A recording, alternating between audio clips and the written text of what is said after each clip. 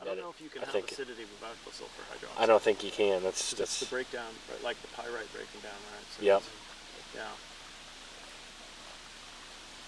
It's got to be that's an interesting question. I wonder if you can have the sulfur without. I don't think because sulfur's naturally acidic.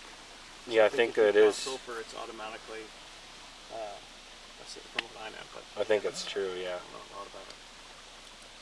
Is there a natural level of iron in the water here?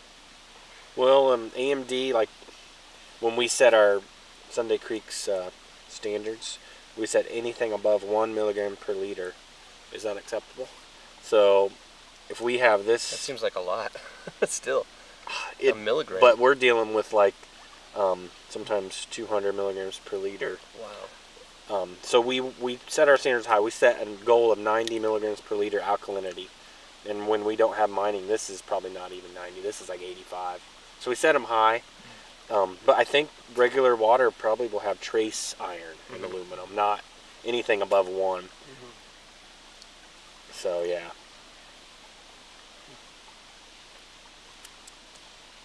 Did you make pigment out of the shale, Matthew? No, I don't think so. I mean, you can make pigment out of anything. Out of anything. But I don't think it's been done at all. You know, the iron is really beautiful, and if you heat it to different temperatures, you get different colorations. Really?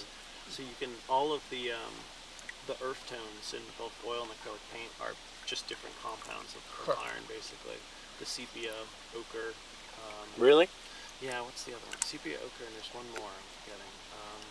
The waterproofing on this is so crazy. That thing is not even wet. Yeah. Oh, starting right there, but. Oh, you're starting to soak through. We learned that when we do our AMD tie-dye for our summer camps. Oh, really? You get the you get the burgundy, and then the more you heat it, I think it goes yellow. Yeah. Is that right? Yeah. Wait. Is it the higher you heat it, it gets more yellow? I think that's it. Okay. Yeah. Because we had 3 different dyes, and depending on how long we baked the iron. And usually you can mix aluminum in with it, which is pretty neutral. Okay. And it doesn't change the coloration too much. Yeah. So it's in most of the paints.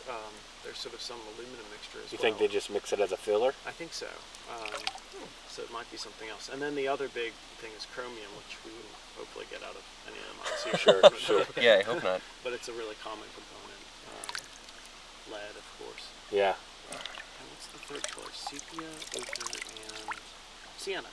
Sienna, Yep. okay. And then they each have their burnt sienna, which is the heated high. I think it's heated higher, that's a darker version. So maybe it's when it's heated, it gets darker. I can't remember which way it went. Yeah. But we had a burgundy, and then like a red, and then a yellow. And they did the tie-dye different. It was pretty cool. It's some beautiful stuff. Oh, and then there's an iron red. Yeah. What's that called? Do you have the temperature? Is there like a range for each color? I think there is, and it'd be easy to find. It's just a matter of calling up some of the companies that make it. Like the one company I used to work with, Golden's, which is in upstate New York, where I used to live. And it's a little family-run. I mean, it's a huge business, but it's a family-run company, and so they're really willing to, share. That might be our niche stats. right there. Yeah, we could do a visit up there. I mean, I've been to their place, and it's pretty amazing to see how they run everything through there. Cool. Yeah. And their art, they sell to the art community? Oh, they're like the biggest acrylic.